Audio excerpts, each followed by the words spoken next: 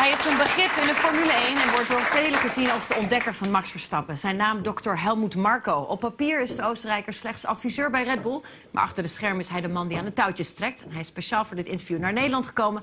Hartelijk applaus voor Helmut Marko. Welcome. It's a pleasure to have you here. Thank you so much for coming. The Formula 1 is next month. Max's new car will be revealed this weekend. The fans are already going crazy. And the big question is, of course, is Max ready for the new season? Max is ready. The car is ready. The car, I guess you want to know what the car is. Everything. Like. It's sexy and racy. So. I mean, does it blow your mind, this new car? You've seen so many things. It's an aggressive-looking car, and the data and the information we have are looking good. But, you know, on our simulator, we are the only car. So only when we have a test, we see how the others are. That's exciting. Max, as we know, started racing at a very early age, and his father, Jos, was instrumental in that. How important was his father? Because you know his father well. How important was he for Max's career?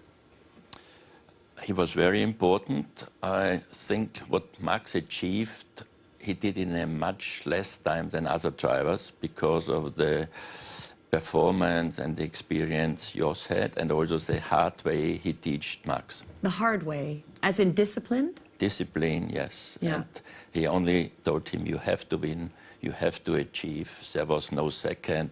Second wasn't good enough. So he cultivated the winner mentality that Yes. Max has. I always wonder about Max because he seems to be mature beyond his age in the sense that he can deal with this intense scrutiny and pressure. I mean, the whole world is watching him. How can a young man like him deal with that?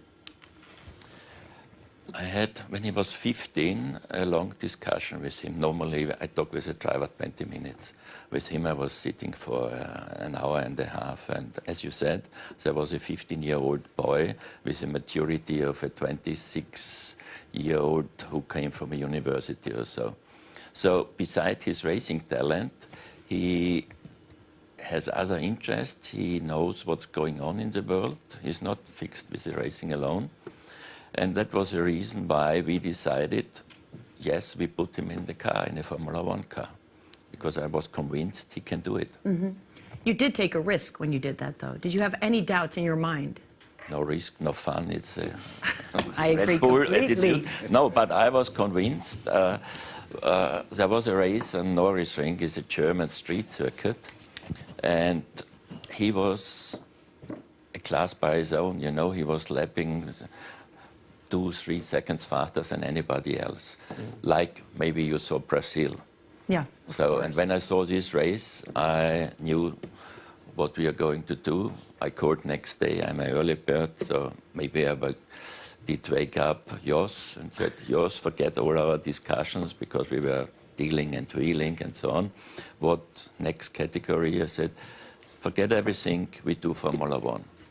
So, Jos, are you here? Because I didn't hear anything for... He was completely silent Completely on the phone. silent. And when he did start speaking again, what did he say to you?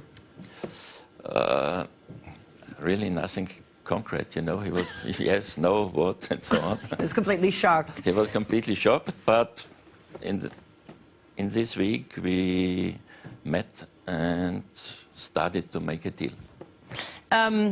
I think the whole world is in love with Max, and you know, his talent is overwhelming to watch. Then again, there's always room for improvement. I'm sure you'll be able to see that for everyone. And it seems that Max has this explosive part in his character. Is that a good thing for him to harness, or is that also a risk for him in what he does? I think with more experience, he will be now in his third season. This risk will go in an advantage because other people know when Max is coming, be careful. He will overtake you, so don't do anything stupid. And the risk will be less of a risk. You know, he had some hairy moments last That got a lot of people very angry. Yeah, you know, it's always if a youngster is coming in, you overtake him, people get angry. They think it's something stupid, but it was. He had only one crash, that was in Monte Carlo. Only one? No, in Monte Carlo he had 3, so he did everything at one race. But the rest, he was... Yeah, he's in control. He's in control. And so with another year of experience and a good car, I think both of our drivers can fight for the title. To go back in your own personal history, because you used to be a driver, you won the 24 Hours of Le Mans in 1971, together with the Dutch driver Gijs van Lennep, and we found this great footage from that time. So let's have a look. Baan vrij voor de 49 wagens die deelnamen aan de klassieker in de sportwagenracerij, de 24-uursrace van Le Mans.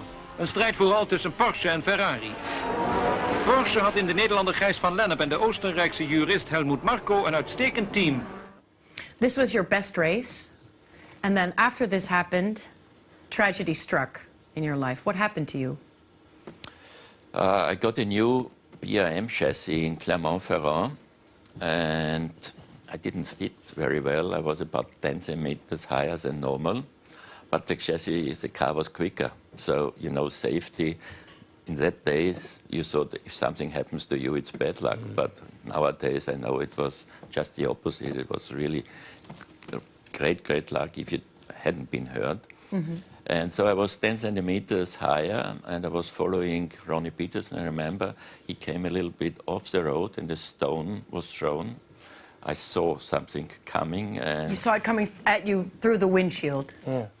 Not the windshield. I had a helmet with a visor, you know, and it was coming, and I was up downhill, so about 280 or something like that.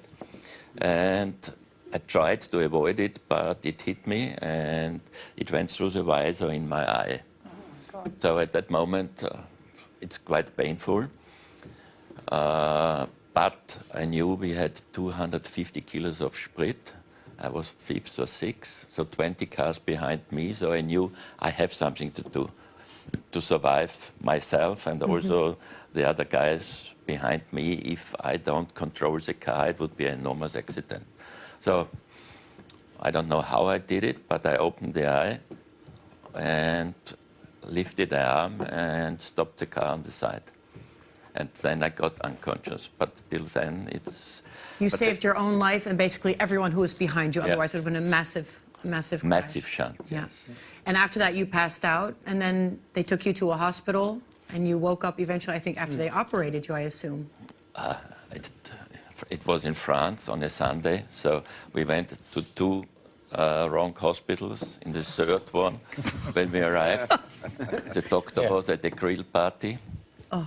So, to be honest, in those days, racing was quite dangerous, and the racers were still playboys. Now it's all about commercial, well, whatever. It's about money. And Jort is a romantic. yeah, I loved a gentleman driver. Who no, plays it was well. completely different, you know. The risk was much higher, and every year 2, 3, 4 people were killed or were injured that they couldn't race anymore. So, yeah, and safety, there was no safety. No. You know? But this changed, of course, the path of your life in the sense that you couldn't race after this anymore because you lost your eye because of this accident. And you decided, in the end, to become someone who's now chosen to put Max in the Formula One. So I guess, in a kind of perverted way, this accident gave us Max. Yes, you can put it. Can we put it that way? Yeah. Looking for the Yes. positive. What can we expect from Max this coming season? As I said, we are sure we will have a very good chassis. Renault promised us more horsepower than last year for the start of the season, and around Barcelona another upgrade. So we should be horsepower-wise nearer to Mercedes. Our drivers bearing, don't forget Ricciardo, his teammate. He's also very competitive, very strong driver. And as a pairing, or as a pair of real competitive drivers, we believe we can fight for the championship. We're very excited about that. That's a promise, huh? That's a promise for you. Thank you so much for coming over to join us. Thank you. Good luck with everything. Ik dank al mijn gasten, dank jullie wel. Ik dank u thuis ook voor het kijken. Morgen is vicevoorzitter van de Europese Commissie, Frans Timmermans, hier te gast. Heel graag tot morgen. Marta, dank je wel. Heel goed, heel fijn.